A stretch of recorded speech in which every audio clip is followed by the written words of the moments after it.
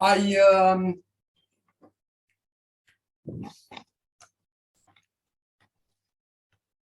I'm very proud that the KLEE paper and the one on its precursor XT both got Test of Time awards. The KLEE paper itself, it's getting close to 4,000 different citations. And I think actually what's more important for me is the fact that there are hundreds of projects that actually manage to make use of KLEE in one way or another to develop many exciting ideas.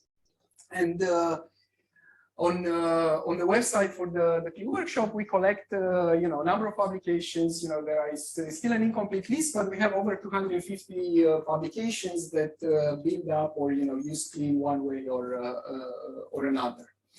And these contributions come from many different communities, which I think shows you both the broad applicability of symbolic execution and KLEE in particular. In terms of industry impact, the data is harder to gather, but I think KLEE is already having an impact in industry as well. So I can look, for instance, at the companies that have sponsored the KLEE workshops over the years. You can look at the keynotes that were there, and also regular talks from companies about how they use the KLEE. And there are publications out there on companies reporting using or experimenting with KLEE.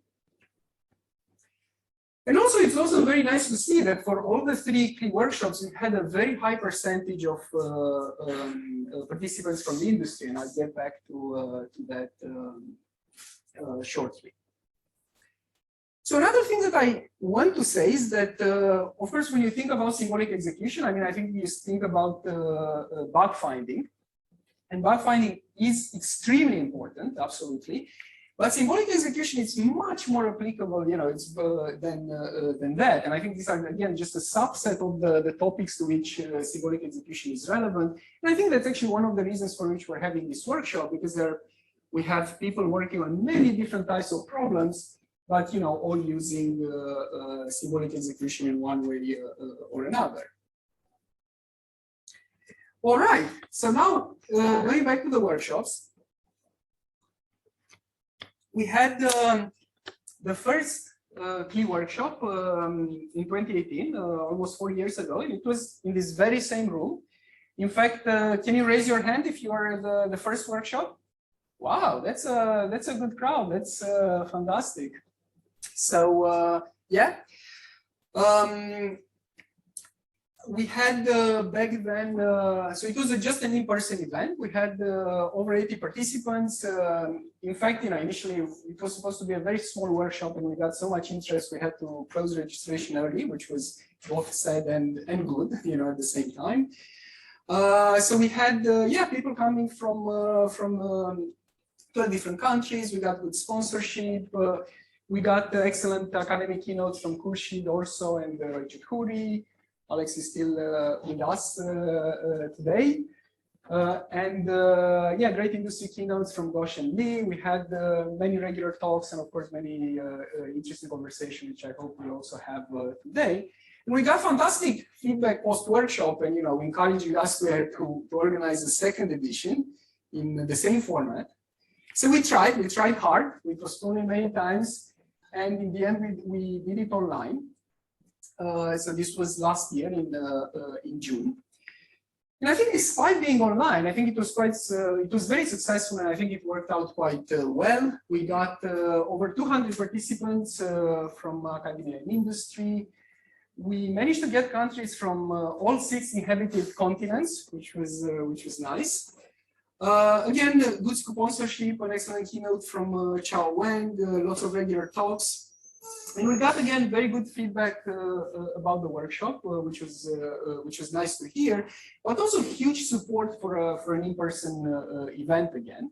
So that's what we are doing today. We're having actually a hybrid event. So we have those of you joining here and also those of you joining online. So again, welcome to all of you. So we got over 125 participants. They are split roughly equal between in-person and online. A few more on site, as you can see. We have 29 different countries represented from 5 different continents. So getting hold of Australians is not easy. So we missed the 6 continents mark this time. We do have good, as I was saying, good mix of industry and academia. So you can see roughly, I think if we completed correctly, 58% academia, 36% industry. Unfortunately, we do have more registrants than participants, and I'm very sorry that some of you could not make it. You might be joining online now. So there was unfortunate visa delays, visa processing delays. Some of you could not get a visa on time. And also we had a lot of travel disruption this week. So I know that a good number of you emailed that your flights and trains were canceled. But I know that at least, I think, I don't know, 6, 7 of you emailed me will arrive late. So they should be here. We'll have at least 6, 7 people more in the afternoon. So looking forward to welcoming them as well. And registration will stay open throughout the day. So we only asked for participants' interest for the online participants. We forgot to include this as an on-site question, but I think this gives you a good sample of the kind of topics, the variety of topics that people are interested in, right? You can see ranging from ML and quantum, to obviously what something that you perhaps you expect like fuzzing and SMT and a wide variety, which I think is making these conversations quite vibrant. So in terms of program, we have 4 exciting keynotes coming up, 2 from academia and 2 from industry. So these are listed in the order in which you will see them. So we have Jan Strecek from Masaryk University. We have Jan here. Yes. All right, good. So we will have at least the first keynote. Peter Goodman from Trail of Bits. Fantastic. And the second keynote as well, Sébastien Bardin from CEALIST and University of Paris. Welcome, Sébastien. Great. So yes, CEALIST and University of Paris-Saclay. And Vitaly Chipunov from Cyberhaven. Yes. All right. So we have all the keynotes. Really looking forward to their talks. We also have many interesting presentations. We have 20 regular presentations that made it into the final live program. They are grouped into 7 sessions. We also have 10 posters. So I'm not sure what's the situation with them hanging outside, but I think they're starting to it's starting to happen. So they're also going to be presenting in 2 different poster sessions just before lunch today. And then, of course, they're going to be discussed outside, and also for the people online that we're going to have, we do have Discord channels to discuss the posters as well. So as a reminder, particularly if you're a speaker, I would encourage everyone to join Discord, but particularly if you're a speaker, I think you should join Discord so that the online participants can ask questions as well. So yeah, a big thank you to all the contributors and participants.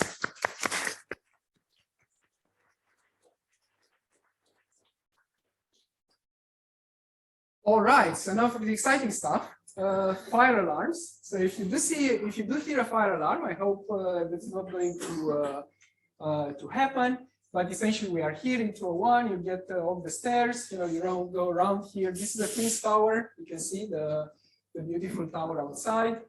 And basically, the gathering point, the assembly point, is assembly point F, just in the parking lot next to the Twins Tower. And yes, you are supposed to follow these exit signs.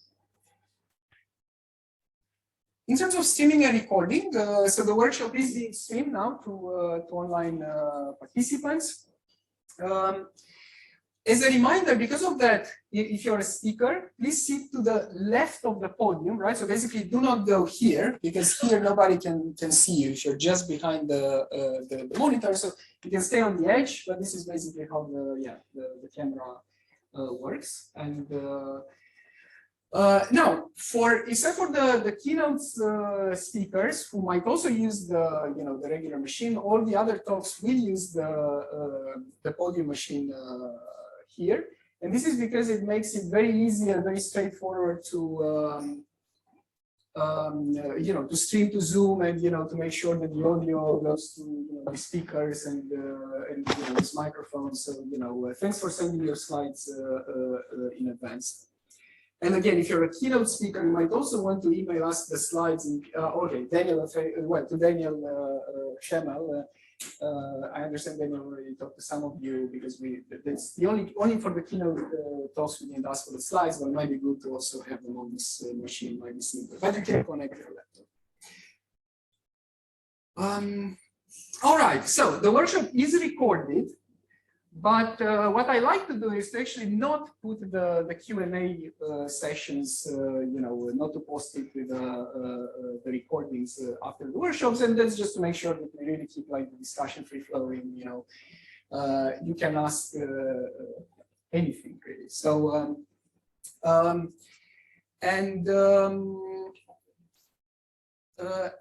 right, and also individual talks will be made available. This is actually what happened last year with the second KLEE workshops. Most of the talks are online, and but we are going to ask for your consent as the speakers. Please do reply to our emails so that we can have your video posted on the KLEE YouTube channel. So now, in terms of Q&A, so in-person participants obviously can raise your hand and ask your question as in a regular in-person conference. But what I will ask, if you're a session chair, either the session chair or the speaker should repeat the question to make sure that both, that online participants can hear it properly, because otherwise I'm not sure how the microphones are picking up the audio from the room. If you're an online participant, you should use Zoom's Q&A feature to both to ask, and you can also upvote and comment on questions. You can also press the raise hand button, right? You can see both buttons here to ask questions with voice. I think it's fine, but with a large audience side, it might it does take a while until you're giving you the access rights and you're unmuted and everything. So with the large audience size, it might be the case that session chairs might prefer to my favorite written questions. And note that after each session, all the Q&A on Zoom. So we're going to use Zoom for Q&A again, not Discord. So Zoom for Q&A, for live Q&A. All of the questions will be dismissed at the end, but just to make it easy to manage things. I mean, this is well tested from last year. But more permanent conversation can and should move to Discord. And yeah, of course, you can use Discord to chat about many other topics. Any questions about this? By the way, who is here at the second KLEE workshop online? All right, a good number of you. So since you are familiar with this system, I think it did work well. And yes, the most important part that about the Q&A session is to ask questions. I think that the first two workshops were actually and received so much feedback because there are so many questions and so many discussions. Please don't be shy. Do ask questions. So I also like to thank our session chairs, Peter O'Hearn, Thomas Kushta, Martin Novak, Frank Bus, Alessandro Orso, Jonathan Bell, and Daniel Schemmel for helping us with the sessions. So I think you know what to do. The only thing to mention is that each session chair will be assisted by an online chair. So you can see this, it's one of Daniel, Frank, and Martin. So please take a look if you're a session chair, who's your online chair. But in any case, they'll be sitting right here and they'll be handling questions from online participants, both like, the written ones and questions that are asked by voice. And yeah.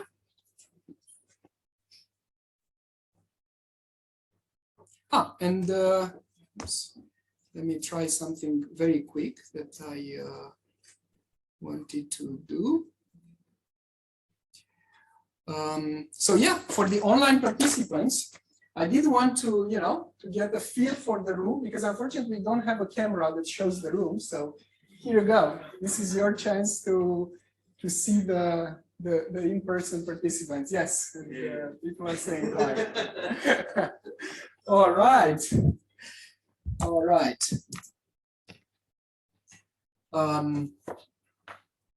Here we go. So I can leave it here for a little bit.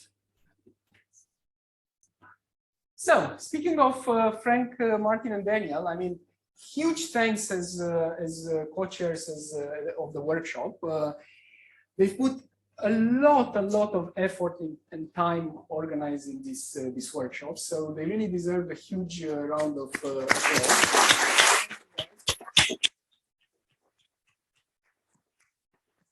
I'd also like to thank Hassan and Jamie for helping us with the finances and the administrative aspects. I'd also like to offer a big thanks to our sponsors. So we have Bloomberg and Samsung as gold sponsors. We have Google, Qualcomm, and Trail of Bits as silver sponsors. And we have Imperial College London, who's offering this very nice venue.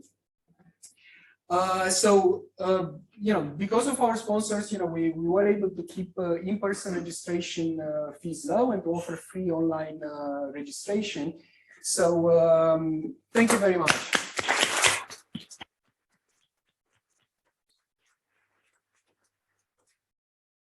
So the very last bit, I want to thank the whole KLEE community, and particularly Martin Novak for commentating KLEE with me for the last many years.